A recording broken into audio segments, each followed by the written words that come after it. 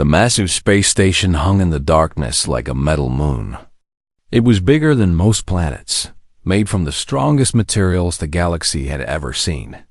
This was the Council Station, home to the most powerful beings in known space. Today, they had gathered for something that had not happened in thousands of years. They were going to decide the fate of an entire species. 12 beings sat around a circular table made of pure crystal. Each one represented a different alien race. Some had scales, others had fur. Some breathed different gases. Others lived in special suits filled with liquid. But they all had one thing in common. They had ruled the galaxy for 10,000 years. The Zephyrian ambassador stood first. His blue skin glowed softly in the dim light. He was tall and thin, with 4 arms and eyes that never blinked. When he spoke, his voice filled the chamber like thunder. "Fellow council members," he began, "we face a threat unlike any we have seen before. Not from weapons or armies, but from ideas. Dangerous ideas that could destroy everything we have built." He waved one of his hands, and images appeared in the air above the table. They showed a small blue planet far from the center of the galaxy. Around it were tiny metal ships, primitive and clumsy compared to the sleek vessels the council races used. "This is Earth," the Zephyrian continued, "home to a young species called humans. They've only been traveling between stars for 50 years. Their technology is basic. Their weapons are simple. By all rights, they should be easy to control." Another council member spoke up. This was the hegemony representative, a creature that looked like a giant insect with golden armor covering its body. "Then why are we here?" It clicked in its strange language. Surely such primitives pose no real threat. The Zephyrian's eyes grew darker. "That is what we thought. But look at this." New images filled the air. These showed other worlds, other species. On each one, something strange was happening. Beings who had served the council for centuries were gathering in groups. They were talking about things they had never talked about before. Freedom, choice, rights. In the last 5 years, the Zephyrian explained, human explorers have made contact with 47 different species. They do not conquer them. They do not enslave them. They do something much worse. They talk to them as equals. A ripple of shock went through the chamber. One of the council members, a creature made entirely of crystalline structures, spoke in a voice like breaking glass. "Impossible. Every species understands the natural order. The strong rule the weak. This has been true since the galaxy was young. The humans do not understand this," the Zephyrian replied. "They believe that all thinking beings should have the right to choose their own path. They call it democracy. They share this idea everywhere they go." The images changed again. Now they showed riots on distant worlds. Factory workers refusing to work. Entire populations demanding to speak with their rulers. Ships leaving planets without permission from local governors. "The infection is spreading," the Zephyrian continued. 3 sectors are already in chaos. The Vreks have stopped sending their mineral tributes. The Kelani are demanding representation in their own government. Even some of our own client species are asking questions they should not ask. The leader of the council, an ancient being known only as the first speaker, finally spoke. Its form was hidden in shadows, but its voice carried the weight of ages. "What do you propose?" The Zephyrian straightened all 4 of his arms. "Complete eradication. We must destroy not just their military, but their entire species. Every human must die. Their homeworld must be sterilized. All records of their existence must be erased from galactic memory." Silence filled the chamber. Even for the council, this was extreme. They had conquered thousands of worlds, enslaved hundreds of species, but they had never tried to completely erase one from existence. The crystal being spoke first. The cost would be enormous. The humans, despite their primitive technology, have spread to dozens of worlds. Hunting them all down would take years. The cost of not acting would be greater, the Zephyrian replied. Already, 17 member species have submitted formal complaints about our taxation policies. 12 more have requested permission to establish their own trade agreements. If this continues, the Council will cease to exist.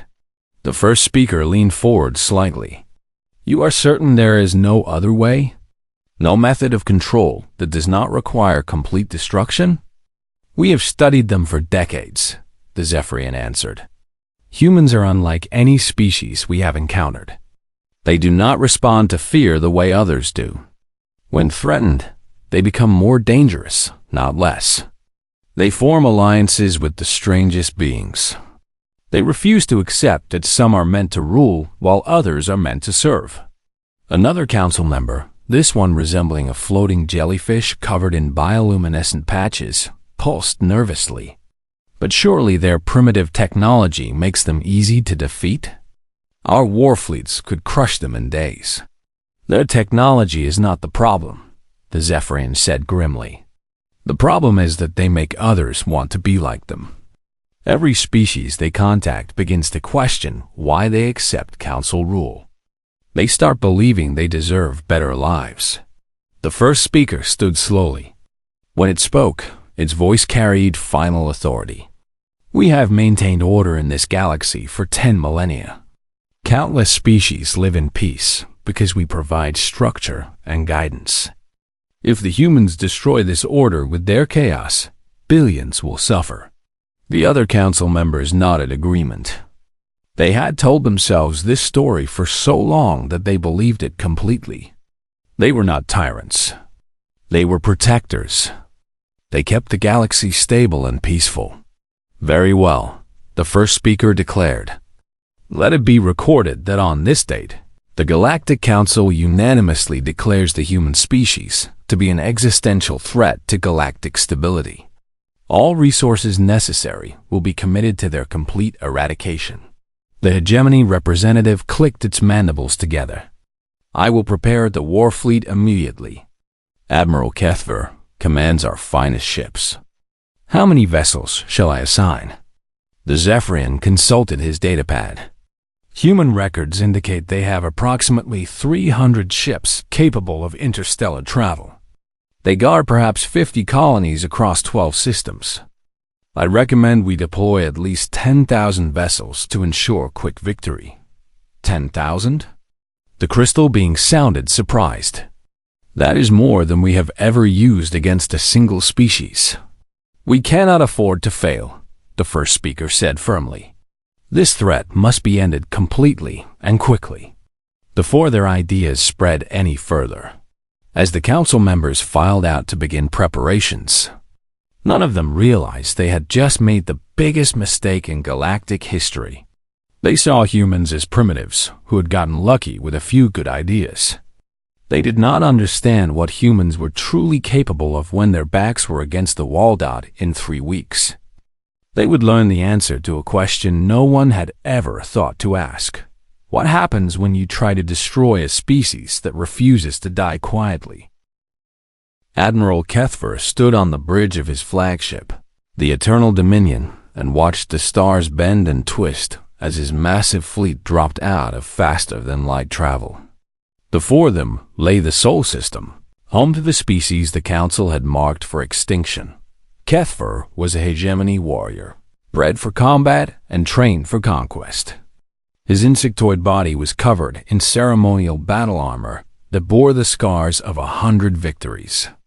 In his 300 years of service, he had never lost a battle. He had destroyed rebel fleets, conquered stubborn worlds, and brought the Council's peace to dozens of systems. But he had never led a force this large. Behind his flagship, 10,000 ships stretched across space like a metal forest. Battleships longer than cities, carriers filled with firecraft, destroyers bristling with weapons. Every major species in the Council had contributed their finest vessels. This was not just a military operation. It was a statement that some ideas were too dangerous to be allowed to exist. Admiral, his tactical officer, reported, "Long-range scans of the human system are complete. What do we face?" Kepfer clicked his mandibles together, already anticipating an easy victory. The officer hesitated. "Sir, the readings are unusual." Kepfer turned from the main view screen to face his officer. "Explain." "Our intelligence indicated the humans had colonies on 3 worlds in this system, and perhaps 200 ships for defense. But the scans show massive construction around every planet and moon. There are artificial structures we do not recognize." The main screen shifted to show detailed images of the inner solar system. Around Earth, huge rings of metal and energy glowed in the darkness. Similar structures orbited Mars, Jupiter, even the distant ice worlds at the edge of the system. "What are they?" Kepfer demanded. "Unknown, sir. They appear to be some kind of orbital platforms, but they are enormous. Some are larger than our biggest space stations." Kepfer studied the images. This was not what the Council spies had reported. The humans were supposed to be a young species with basic technology. These structures suggested something far more advanced. Perhaps their recent contact with other species taught them new building techniques, he said finally. "No matter. Numbers mean nothing against superior firepower. Begin the advance." The Council fleet moved forward like a tide of death. As they approached the outer edges of the solar system, something unexpected happened. Lights began to flicker on across the human installations. Then, without warning, small ships began launching from every planet and moon. At first, Kepfer thought it was the human defense fleet preparing to meet them. But as his sensors analyzed the ships, he realized something strange. These were not warships. They were cargo vessels, passenger transports, anything that could carry people and supplies. "Sir," his communications officer called out, "we are receiving a transmission from the human government." "Put it through," Kepfer ordered. The main screen flickered and a human face appeared. It was an elderly woman with gray hair and tired eyes. Behind her, Kepfer could see other humans working frantically at control stations. "I am President Chun of the United Earth Government," the woman said calmly. "We know why you are here. We know what the Council has decided. We will not surrender, but we also will not force our children to die for the mistakes of adults." Kepfer was surprised by her directness. Most species begged for mercy when faced with Council fleets. "Your resistance is pointless," he replied. "Surrender now, and your deaths will be quick." President Chun's expression did not change. "Our deaths were decided the moment your council met, but our children's future is still ours to choose." The transmission ended. Kepfer stared at the blank screen, unsure what to make of the human leader's words. Around him, his officers reported that the stream of launching ships was increasing. "How many vessels have departed?" he asked. "Current count is over 30,000 and rising, sir. They are scattering in all directions, using random jump coordinates." 30,000 ships. The human evacuation was far larger than anyone had predicted. But Kepfer pushed aside his concerns. His job was to eliminate the human homeworld and military. The fleeing civilians would be hunted down later. "All ships, prepare for assault," he commanded. "Target their orbital installations first, then the planet itself." The Council fleet opened fire with devastating effect.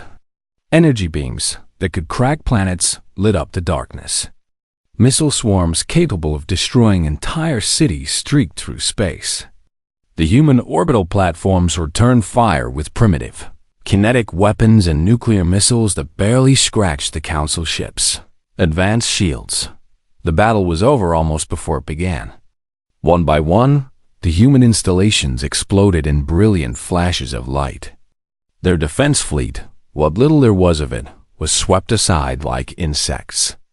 Within hours, The Council ships had achieved complete orbital superiority. Begin planetary bombardment. Kethver ordered Dot from space. Earth looked beautiful. Blue oceans, white clouds, green continents teeming with life. But as the Council weapons struck, that beauty turned to fire. Cities vanished in nuclear flames. Forests burned to ash. The oceans themselves began to boil under the relentless assault. Kethver watched it all with professional satisfaction. This was how wars should be fought. Quick, decisive, overwhelming. The humans had been eliminated as a threat with minimal casualties to the Council forces. But as the bombardment continued, his officers brought him disturbing news. Sir, final count on the escaping ships is over 50,000. They launched continuously during the battle. 50,000? Kethver, his mandibles, clicked nervously. How many humans does that represent? Conservative estimate is 2 billion individuals, sir. Possibly more if they packed the ships beyond normal capacity. 2 billion. Kethver stared at the burning planet below. Even if they had eliminated 4 billion humans on Earth, 2 billion had escaped into the galaxy. That was not extinction. That was diaspora. Can we track them? He asked. Negative, sir. They used completely random jump patterns. Some ships went toward the galactic core, others toward the rim. Many jumped to unexplored regions with no known habitable worlds. Kethver studied the tactical displays showing the paths the human ships had taken. They scattered like seeds in the wind, heading to every corner of known space and beyond. Sir, another officer reported, we are receiving priority communications from the Council station. They want a full report. Kethver composed himself. He would report victory as ordered. The human homeworld was destroyed, their military eliminated, their government erased. But he would also have to report the billions of humans had escaped Dot as he prepared his message to the Council. Kethver could not shake a feeling of unease. In all his years of conquest, he had learned to recognize when an enemy was truly beaten. Defeated species begged for mercy, tried to negotiate, or died fighting hopeless last stands. The humans had done none of these things. Instead, they had calmly evacuated their population while their planet burned. They had sacrificed their homeworld to save their people, and they had done it with a level of organization that spoke of long preparation. How long had they known this attack was coming? How long had they been preparing for it? And most importantly, what were 2 billion scattered humans going to do now that they had nothing left to lose? These were questions that would haunt Admiral Kethver in the months to come. For now, he could only report to the Council that the immediate threat had been eliminated. Even as he wondered if they had actually made it far worse that the burning of Earth was complete. But as the ashes cooled, something new was beginning. Across the galaxy, human ships were landing on distant worlds, carrying with them not just refugees, but ideas that would prove more dangerous than any weapon the Council had ever faced. The real war was just beginning. Dr. Sarah Chun stood at the edge of a cliff and looked out at the strangest landscape she had ever seen. Half the world was covered in molten rock that glowed like liquid fire. The other half was frozen solid, locked in permanent ice.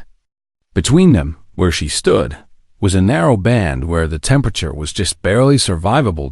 This was Terminus, a planet that orbited so close to its star that one side always faced the burning heat while the other faced the cold of space. No Council species had ever tried to colonize such a world. They said it was impossible, but humans had a different definition of impossible. The first habitat is ready, reported Marcus Webb, the chief engineer of their refugee fleet. Behind him, 30,000 humans were unloading supplies from the ships that had brought them here. They had been traveling for 6 months since Earth burned, looking for somewhere the Council would never think to search. Sarah nodded and activated her tablet. On the screen was a map of underground tunnels they had been digging since they arrived. The passages ran deep beneath the surface, following natural cave systems that connected to the planet's geothermal vents. "The thermal generators are working better than expected," she said. "We're actually producing more power than we need. Enough to run manufacturing systems and support a population of 50,000. Marcus grinned. "My grandmother always said humans could live anywhere." Guess she was right. Sarah thought about her own grandmother, who had died when Earth burned. Like billions of others, she had chosen to stay behind so the younger generation could escape. The sacrifice still hurt, but it also gave her purpose. "Any word from the other fleets?" she asked. Marcus consulted his own device. "We got a message from Captain Rivara's group yesterday. They found a system with a black hole and are building some kind of energy collection system. Says, the gravity differential is perfect for advanced manufacturing." Sarah shook her head in amazement. Only humans would think of building a base near a black hole. But if anyone could make it work, it was humans. Over the following weeks, more reports came in from refugee fleets across the galaxy. Each group had found their own solution to survival. Some had built cities inside asteroid fields. Others had established underwater colonies on ocean worlds. One group had even created a base inside the atmosphere of a gas giant, using floating platforms to harvest rare elements. But they were not just surviving. They were thriving. 3 months after landing on Terminus, Sarah's group made contact with a local species called the Kalani. They were small, furry creatures who had been enslaved by the Council for 800 years. They worked in mines on the hot side of the planet, digging out rare crystals that the Council used in their technology.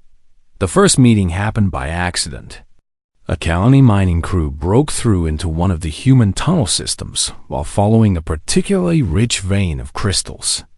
Instead of capturing them or driving them away, the humans did something the Kalani had never experienced before.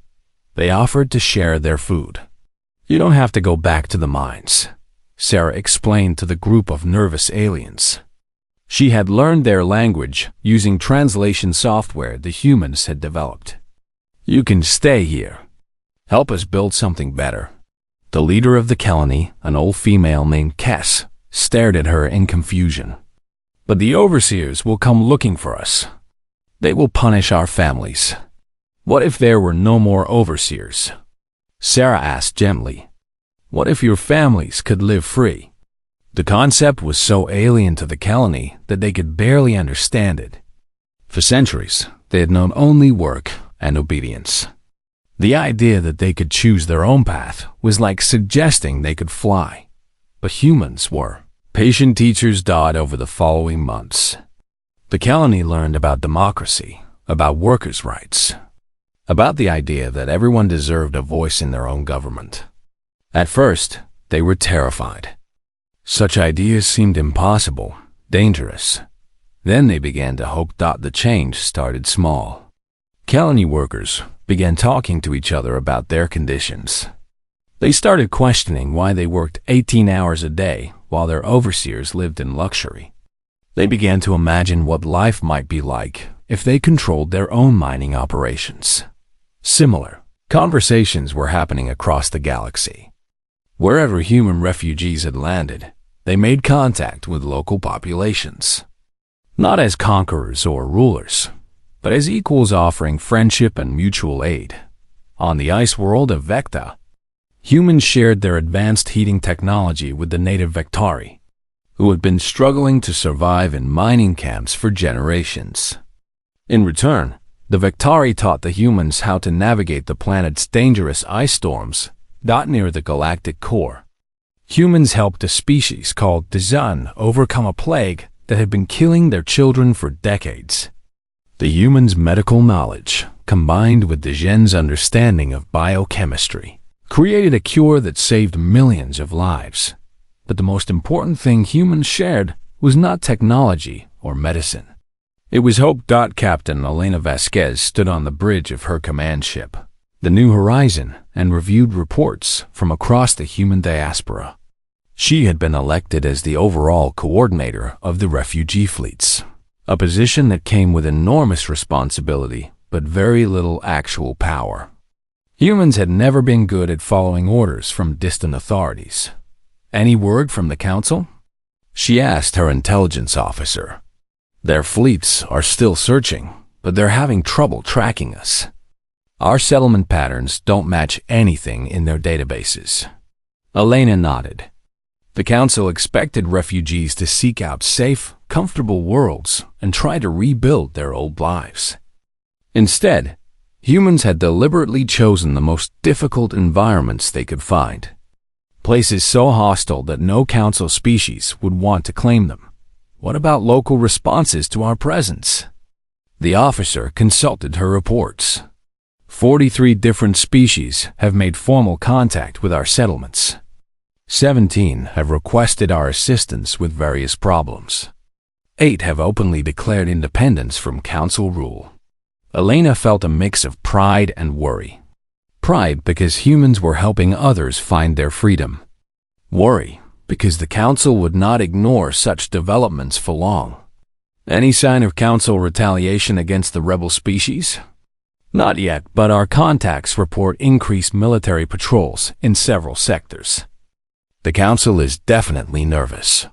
Elena walked to the main view screen, which showed the vast construction project taking place around their current location.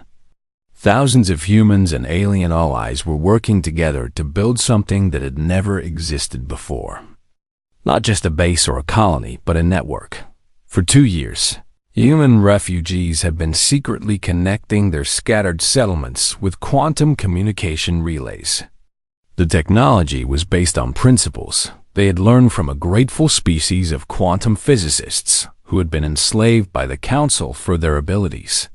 "How long until the network is complete?" Elena asked. 6 months, maybe less if the remaining settlements can acquire the materials they need. Elena nodded. The network was humanity's insurance policy. When it was finished, every human settlement would be able to communicate instantly with every other settlement, regardless of distance. More importantly, they would be able to coordinate their actions across the entire galaxy. Council thought they had destroyed humanity by burning Earth. They thought scattering humans across the galaxy would make them weak and isolated. They were wrong. Humans were not weaker when scattered. They were like seeds carried by the wind, each one capable of growing into something new and powerful. And unlike plants, humans could talk to each other, share ideas, and work together even when separated by impossible distances. As Elena watched the construction work continue, she thought about a conversation she had had with President Chun before Earth burned. The old woman had known this day would come. She had known the council would try to destroy them. "They think in terms of hierarchy and control," Chun had said. "They cannot imagine that scattered seeds might be more dangerous than a single tree." Soon, the council would learn just how dangerous those scattered seeds had become. But first, humanity had work to do, a galaxy to change, and a promise to keep to all the species who have been waiting centuries for someone to show them that freedom was possible. The real revolution was just beginning. The emergency session of the Galactic Council was the largest gathering in over 1,000 years. Representatives from all 12 founding species crowded around the crystal table, their voices raised in angry debate. Emergency reports flooded in from across the galaxy, each one bringing worse news than the last. The first speaker sat in silence, listening to the chaos around him. In his 5,000 years of life, he had never seen the council in such disorder. 17 systems have declared independence. The hegemony representative clicked furiously. 17. In 3 years, we have lost more territory than in the previous millennium. The Zephyrian ambassador's skin had turned a deep purple with stress. The Vrex rebellion has spread to 6 more worlds. Their mining operations have completely stopped. Our supply of rare minerals has dropped by 40%. The situation is even worse than you know, added the crystalline council member, its voice crackling with static. We have received formal requests for independence from 23 additional species. They are not rebelling. They are simply asking us to leave. The first speaker finally spoke, his ancient voice cutting through the noise. How did this happen? We eliminated the human threat. Their homeworld burns. Their government is destroyed. The humans are not destroyed, the Zephyrian replied grimly. Our intelligence networks report human contact with dozens of species across the galaxy. They are still spreading their poison. Admiral Kethver stood near the back of the chamber, still wearing his battle armor from the latest failed hunt for human settlements. His mandibles clicked nervously as he prepared to deliver his report. The human refugees have proven impossible to track systematically, he admitted. They chose settlement locations that defy all logic. Worlds we would never consider habitable. Systems we have never explored. But surely your fleets can locate them eventually? The jellyfish-like council member pulsed anxiously. Kethver's expression grew darker. Every time we find a human settlement, we discover they have already moved on. They appear to have some method of long-range communication that allows them to warn each other of our approach. He activated a holographic display showing the galaxy. Red dots marked known human activity, scattered across thousands of light years with no apparent pattern. Moreover, he continued, each settlement we find is defended by technology we do not understand. Last month, my fleet attacked a human base near a neutron star. They somehow used the star's magnetic field as a weapon. We lost 12 ships before we could retreat. The first speaker leaned forward. Explain how primitives acquired such capabilities. They are no longer alone, Kethver replied. Every human settlement we encounter is defended by multiple species working together. The humans have formed alliances with everyone they contact. A new voice interrupted the discussion. It came from the chamber's communication system, calm and clear, despite the vast distances of space. Council members, may I address you directly? Security alarms began blaring throughout the station. The voice was coming from their own systems, somehow bypassing every security protocol they had ever designed. Who dares interrupt a council session? The first speaker demanded. The main display screen flickered to life, showing the face of a human woman. She appeared to be middle-aged, with short brown hair and steady eyes. Behind her, other humans worked at control stations that looked far more advanced than anything in the Council's databases. I am Admiral Elena Vasquez, speaking on behalf of the Terran Diaspora Alliance. I apologize for the intrusion, but since the Council refuses to acknowledge our formal diplomatic requests, this seemed the most effective method of communication. The chamber erupted in outraged voices. Several council members demanded their security forces trace the signal and destroy its source. Others wanted to know how humans had penetrated their most secure systems. The first speaker raised his hand for silence. You have our attention, Admiral. Speak your purpose. Elena's expression remained calm despite the hostile audience. 3 years ago, your council decided to commit genocide against the human species. You succeeded in destroying our homeworld and killing 4 billion innocent people. However, you failed to achieve your primary objective. Which was? The first speaker asked. Stopping the spread of what you call dangerous ideas. The truth is, Council, that freedom is not an infection that can be contained by burning its source. It is a natural state that all thinking beings desire once they understand it is possible. The Zephyrian ambassador stood angrily. Your species has destabilized sectors that have been peaceful for millennia. You have turned loyal citizens against their rightful rulers. Elena smiled slightly. We have simply told other species the truth, that they have the right to choose their own governments, that they deserve fair treatment and representation, that their children should have better lives than they do. These are not human ideas, Council. They are universal ideas that you have suppressed through fear and violence. What do you want? The first speaker demanded. Elena's expression grew serious. The Terran Diaspora Alliance formally demands that the Galactic Council dissolve itself and release all subjugated species. You have 30 standard days to comply. The chamber fell silent. Finally, the Crystalline Council member spoke in a voice like breaking glass. And if we refuse, then you will face the consequences of your actions against humanity. The first speaker's ancient eyes narrowed. You threaten us with what? A few thousand refugee ships scattered across the galaxy? We command the largest military force in galactic history. Elena's smile returned, but now it carried no warmth. Council, in the 3 years since you burned our world, we have been building something. Not ships or weapons, but something far more powerful. Something your rigid thinking could never imagine or understand. The transmission ended abruptly, leaving the council chamber in stunned silence. Admiral Kethfer was the first to speak. I recommend we mobilize every available fleet immediately.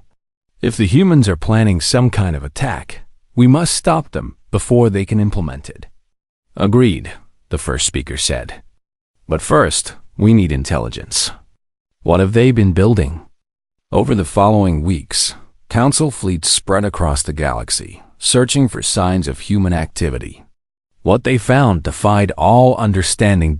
In systems thousands of light years apart, humans had constructed massive installations that served no apparent military purpose. The structures were connected to stellar phenomena in ways that Council scientists could not explain. Some drew energy directly from stars. Others seemed to manipulate gravity fields around black holes. A few appeared to be doing something with quantum mechanics that existing physics said was impossible. It's a network of some kind, reported the Council's chief scientist. A being whose species had been studying the cosmos for 10,000 years. But we cannot determine its purpose. The humans appear to have developed technologies that are beyond our current understanding. Admiral Kethfer studied the intelligence reports with growing unease. Whatever they are planning, it operates on a galactic scale. These installations span the entire known galaxy and extend into unexplored regions. Can we destroy them? The first speaker asked. We have tried, Kethfer admitted. Every time we attack one of their installations, something unexpected happens. Last week, a fleet attacking a human base near the galactic core reported that local stars began fluctuating in brightness. They withdrew when their own ships started experiencing gravitational anomalies. The first speaker stood slowly, his ancient frame shaking with rage.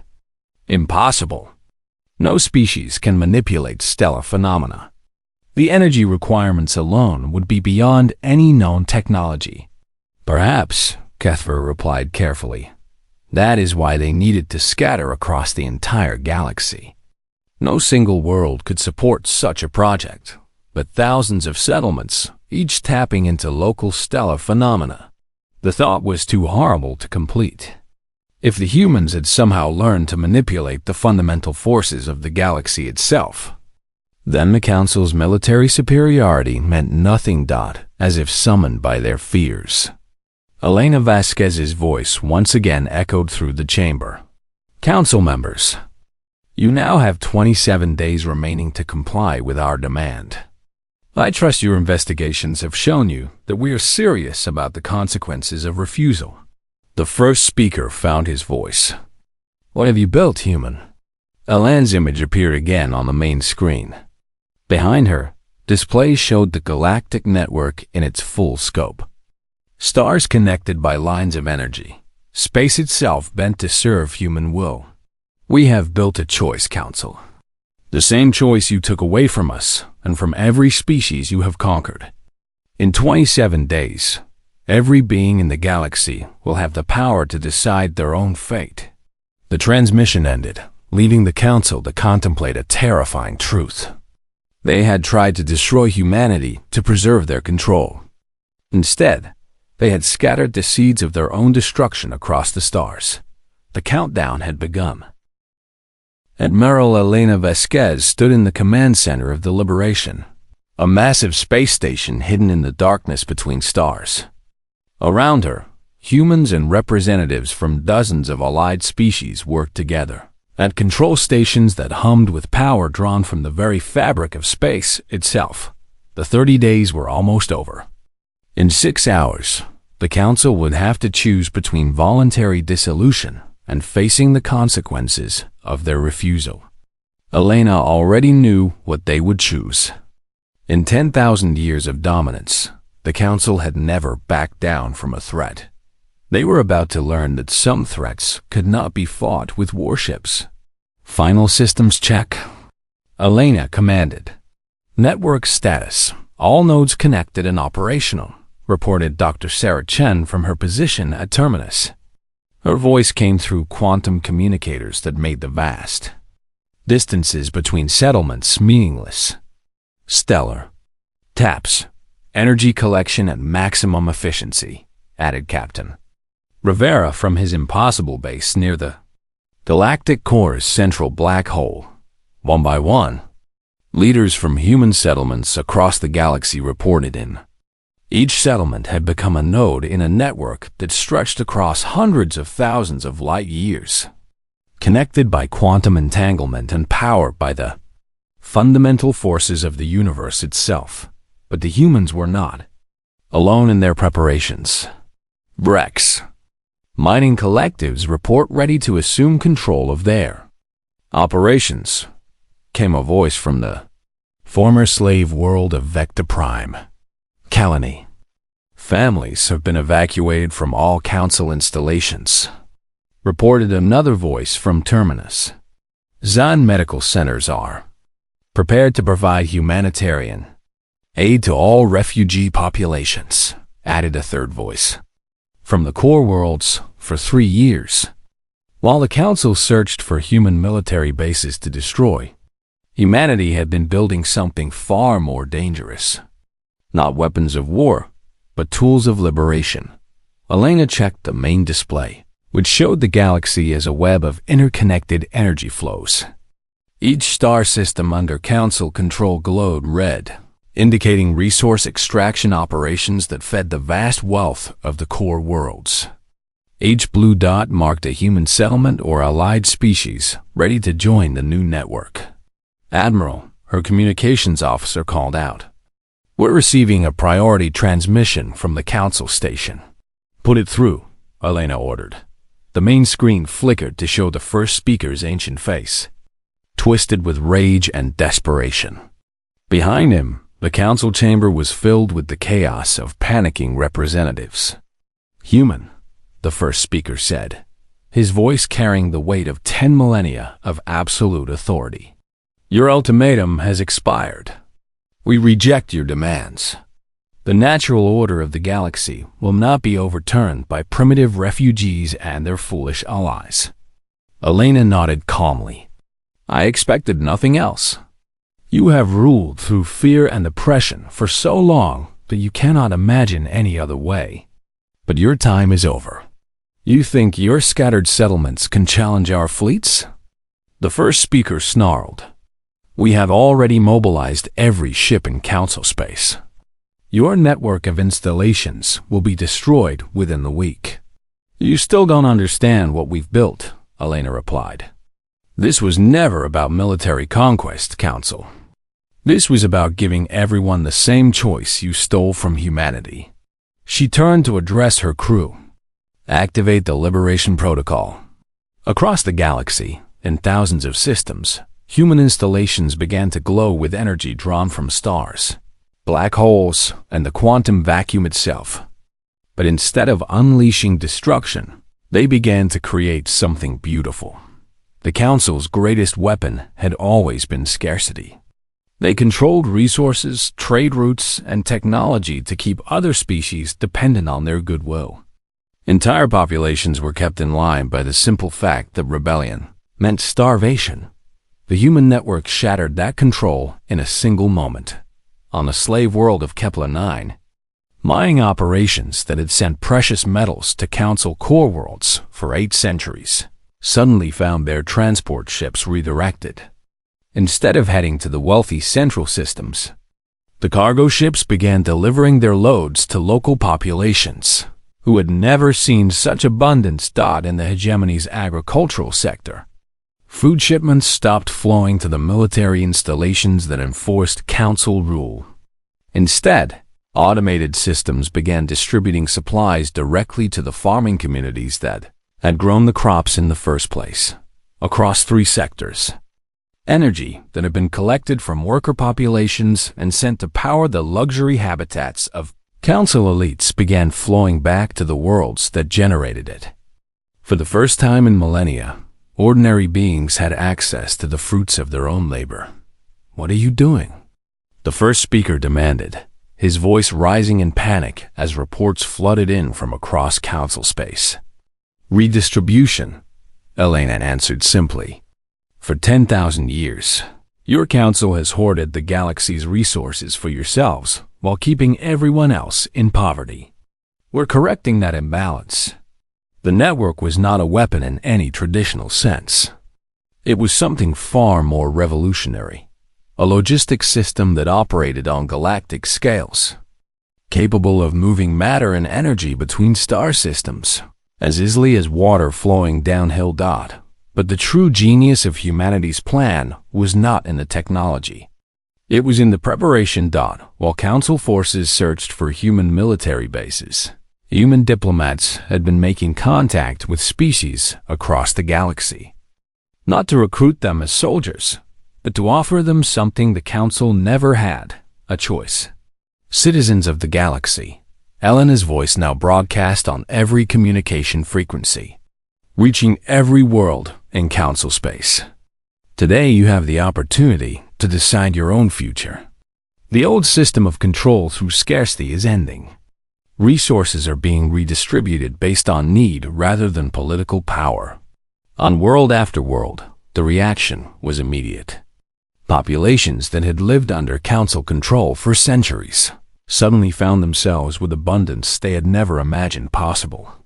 Food, energy, medical supplies, even luxury goods that had been reserved for Council elites now flowed freely to everyone. More importantly, the tools of control that had kept them subjugated simply stopped working. Military bases found their power supplies redirected to civilian populations. Prison facilities discovered their security systems mysteriously malfunctioning, allowing political prisoners to walk free. "This is impossible," the first speaker raged. "No one can manipulate matter and energy on such a scale." "You're right," Elena agreed. "No one species can. But we're not alone anymore. Every settlement in our network represents a different species, a different approach to understanding the universe. When you scattered humanity across the galaxy, you forced us to learn from everyone we met." She gestured to the displays around her, showing the incredible diversity of the alliance humanity had built. The quantum builders of Andromeda taught us how to manipulate space-time. The energy weavers of the Sagittarius arm showed us how to tap directly into stellar cores.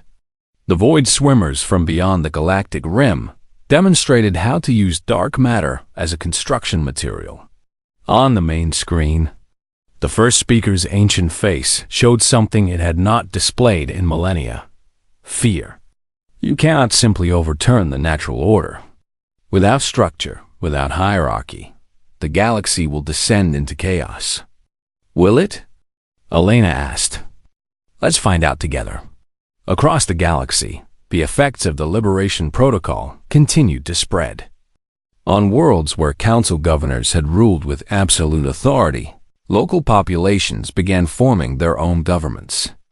Species that had been enslaved for centuries started making decisions about their own futures, and something remarkable happened. Instead of chaos, cooperation emerged. Species that had been set against each other by council policies began working together. Trade agreements formed based on mutual benefit rather than exploitation. Scientific knowledge began flowing freely between worlds that had been kept isolated. The network made it all possible by ensuring that no one needed to fight over resources. There was enough for everyone when it was shared fairly.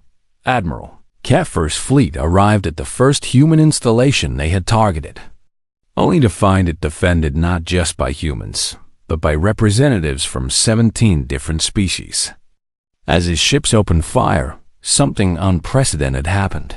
The installation did not fight back. Instead, it simply redistributed itself, dissolving into component parts that scattered across nearby systems, only to reassemble elsewhere within hours. How are they doing this?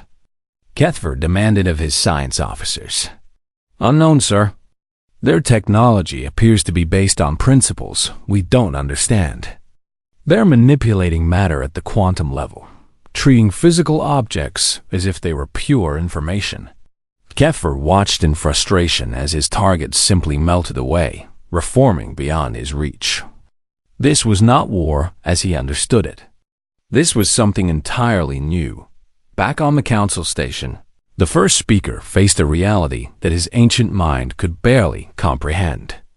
Reports flooded in from across the galaxy. 47 species had declared independence. 63 more had stopped sending tribute. Entire sectors were forming new governments based on the human concepts of democracy and individual rights. We can negotiate, one council member suggested desperately. Offer them autonomy within the existing system. No. Elena's voice came through their communication systems one final time. The old system is ending.